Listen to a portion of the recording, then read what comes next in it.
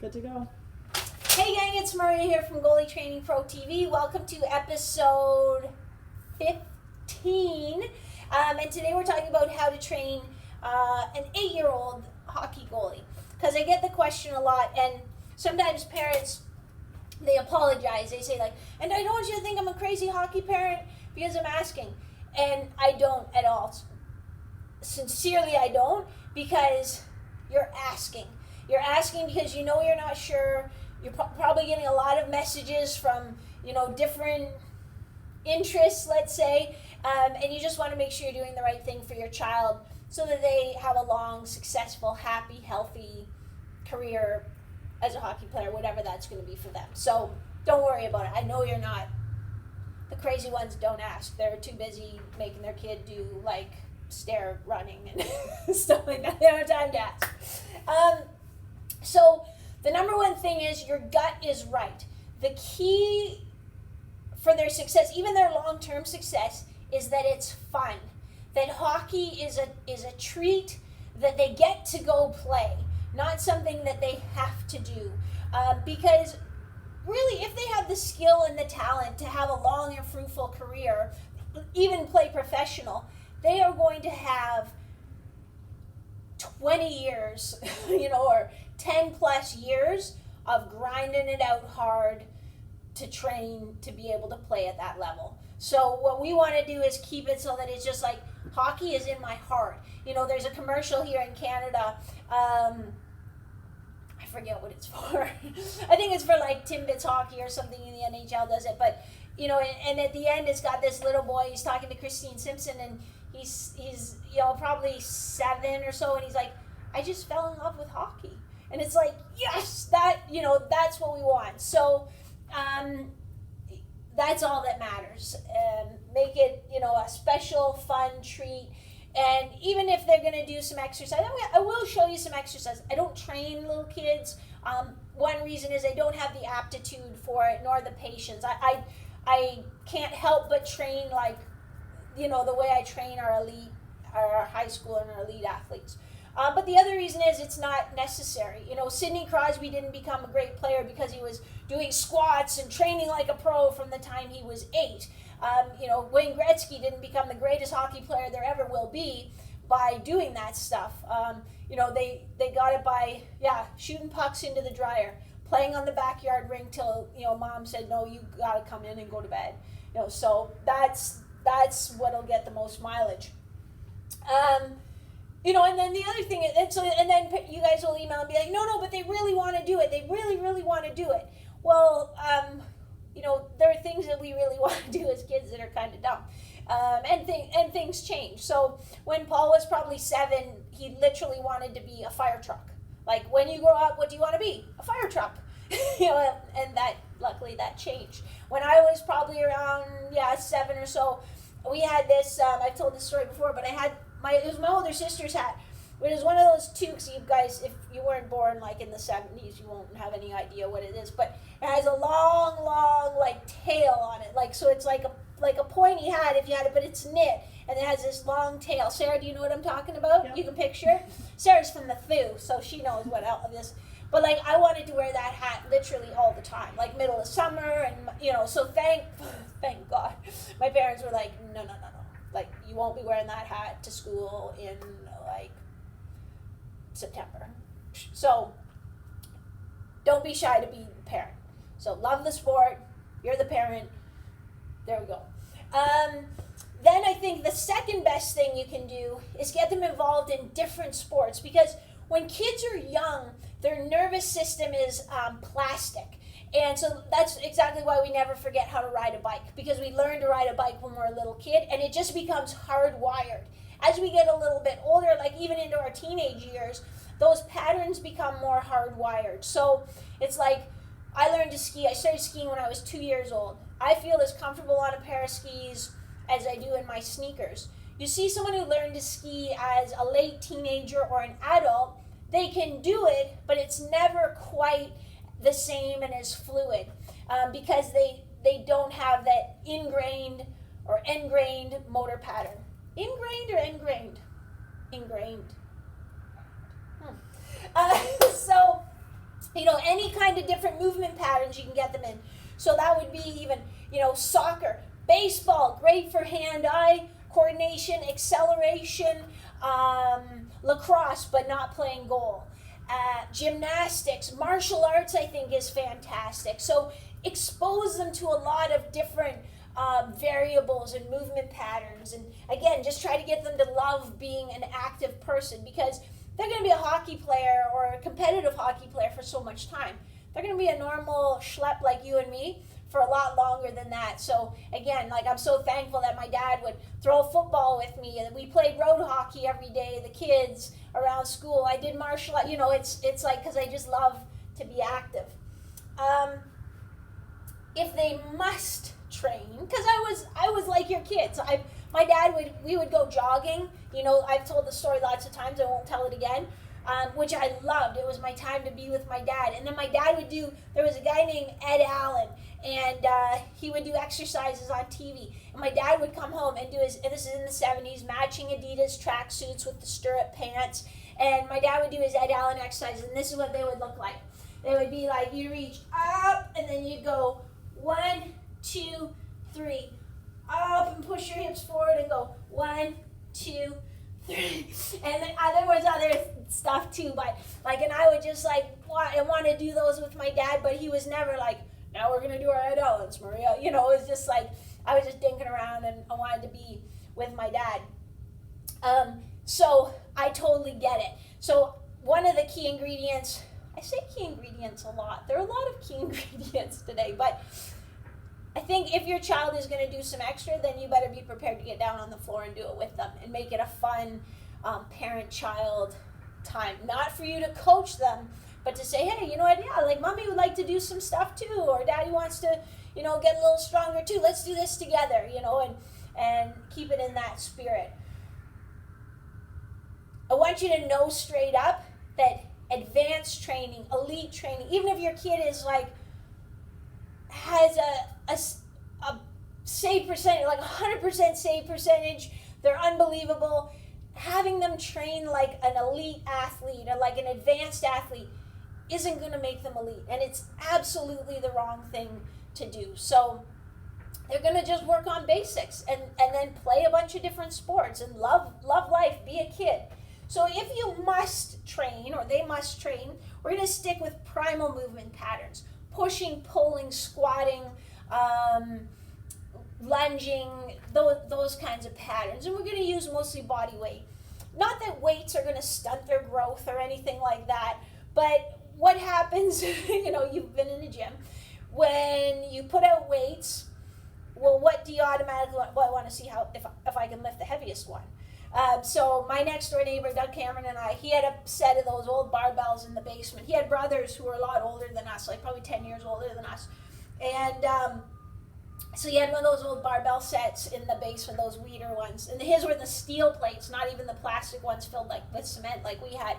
But yeah, for sure, we'd be down in the basement dinking around, be like, let's see how much we can lift over our head, and we'd be like, whoa, and dropping the weights, and his mom would be, what are you guys doing, So that's the reason why it's let's just try to keep them away from weights for now, because kids will do stupid things. So, and sometimes it gives an injury. So if we look at pushes, we're just going to do a nice push-up. And it doesn't matter if it's from their knees or from their toes. It's like me saying, well, you can't, we're going to do dumbbell bench. So if you can't do the 55s, then what's the point? It's maybe they can't do 55s, but they can do the 25s. Let's start there and build their way up. The most important thing is that it's good form, because I see even high school players and athletes who just do the crappiest push-ups. Their bum is in the air, or they never really bend their elbows very much, because they're so saggy in their back. So it's a great shoulder and core and hip stabilization exercise, but they have to come down, elbows out to the side at about a 45-degree angle, and all the way back up. And you don't have to touch your chest to the floor, but you want to come down until your upper arms are kind of making a straight line out to the side. And then, if they get down, fine, but they kind of have to do the worm to come up. They're just not strong enough to hold a stable torso. So take them to their knees. Their muscles don't know the difference. It still works perfectly well. I have to get a bungee. I'll be right back. Sorry, Sarah, I did a really fast switcher. But I'll be right back.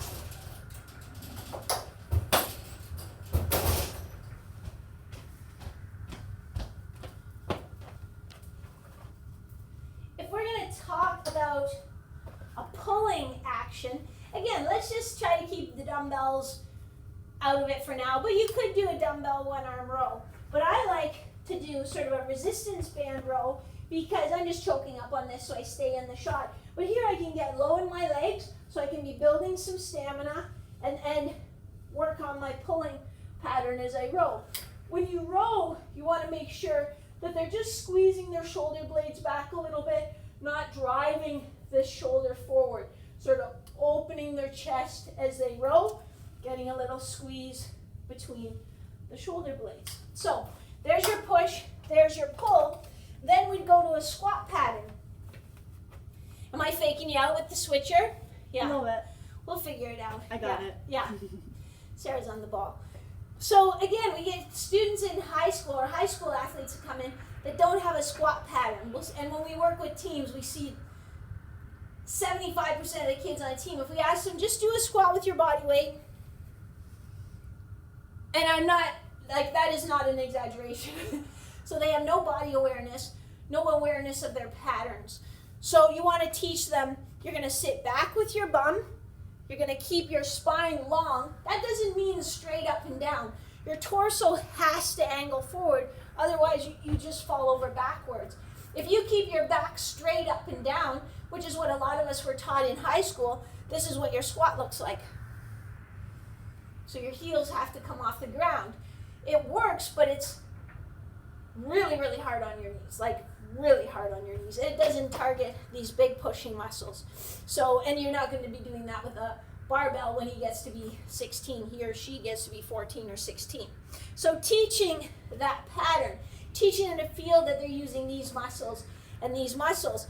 And then I have no problem going into, a little squat jump pattern. So down, up, down, and teaching them to land in that good position again. Explode, land.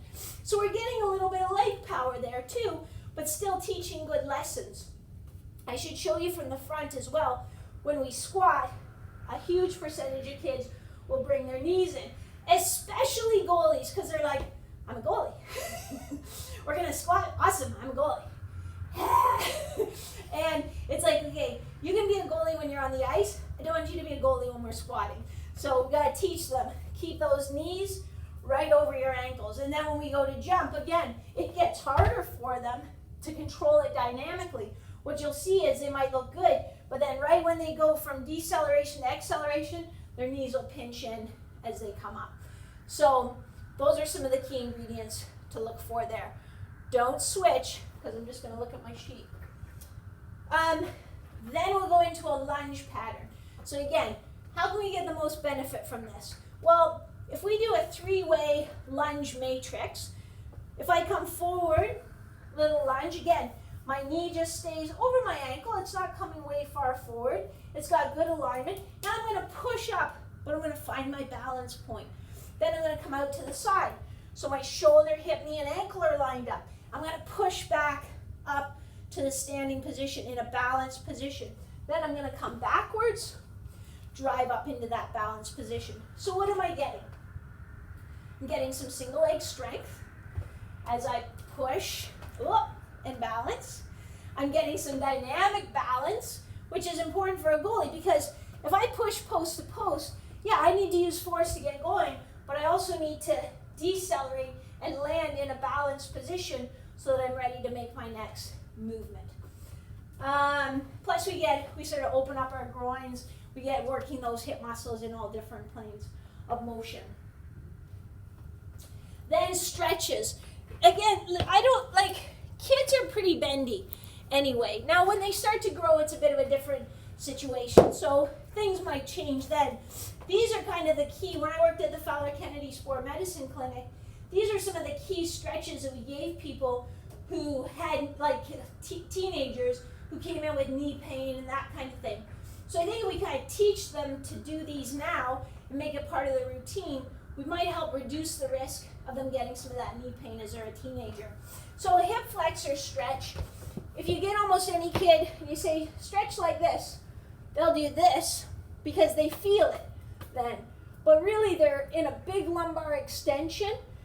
They're not stabilizing their pelvis. So you want to teach them to stay tall here and just tuck their bum underneath to feel a little stretch in here or in here. Now, if they're like, nah, I still don't feel it, do not let them go here. If they're like, no, here, now I feel it. Don't let them do that, because again, it's teaching them that hip extension is the same as lumbar extension. If they're here and they're like, I don't feel it, then just say, that's awesome, because then you're not super tight there, so you're not really feeling a big stretch. Perfect. The next one, I'll just bring this down so I stop giving Sarah heart attacks. The next one is a quadricep stretch. So you can do it standing up, working on balance. Just make sure your thighs are side by side. Don't let this come out to the side. And then the other thing is keep your bum tucked underneath you. Don't, again, like they'll get like this and have a big extension. Keep your bum tucked underneath. And they should feel that in their thigh. For hamstrings, I think the easiest is just put their foot up on a step, and they might be really tight, so it might need to be a lower step. But again, the most important thing is stay tall in the torso, and if they need more stretch, just pivot forward from the chest a little bit. This is just stretching your back, not really getting your hamstrings, so your chest stays tall when you're stretching the back of your thigh. And then the last one I would do with them is calves. So I would do with a straight knee. So I make sure my foot is pointing straight ahead, my heel is on the ground. I'm feeling a stretch sort of in the bulk of my calf muscle, like that as I do this one. I would do that one for about 30 seconds, and then I would step in, and now I'm gonna bend my ankle. So can you see that? Or I'm bending my knee. So the first one is a straight knee. It gets more the big bulk of the muscle. Why don't I switch legs? Gets more of the big bulk of the muscle here. The second one is bending that knee, and I'm going to feel it more as just a tightness down in here, not the same kind of big stretch in the muscle. But again, that's important for in their ready stance, getting that good angle, getting their edges into the ice. So those are a few that I think will help. Cardio, I think just, now I am going to switch, Sarah. Cardio, I think, just play different sports. Play road hockey. You know, I really don't think a kid, unless there's some medical issues, needs to be on the treadmill or the bike, things like that. Like you want a bike? Go outside and bike. Get a couple friends and go outside and bike. For speed, speed is a skill. And if you have the right person who can teach it, who wants to teach it to kids, it can have a benefit, because again, your nervous system can lay down. But I want it to be taught like a skill, not like boot camp, not like a bagger. You know, at the end of a true speed session, you should be like, was that really hard? Are you exhausted? And the kid should be like, no, not really. That's true speed. And it should be, you know, the coach should be checking their technique, spending time working on ankle position, things like that. So some of you I know probably have that. I know there are some coaches that specialize in it, but otherwise, like some of these like speed camp, they're just a bagger, and it's not really making them faster, it's making them tired. And if they like it, that's fine too. But then the other thing is tons of time on skill development. Again, trying to lay down those nervous system patterns. So puck handling, power skating, figure skating, but really again with an emphasis on learning the right technique. Not just like, you know, the coach says, we're going to do it this way, and you see your kid does it a completely different way, but no one ever corrects him or her. Hand-eye work, playing hockey in the driveway, you know, seeing all kinds of shots.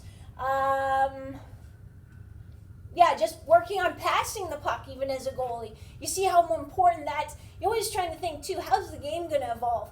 So you look ahead and you see, wow, those puck handling goalies, those goalies that can make a sauce pass up across the blue line, ooh, that's, you know, that has an impact. So get very good at puck handling and puck control, but always under the guise of play. So not like, well, did you do your puck handling today? You know, it's like, if Johnny's like, oh, I really want to get better. Okay, well, why don't you go and do some puck handling, and that'll help.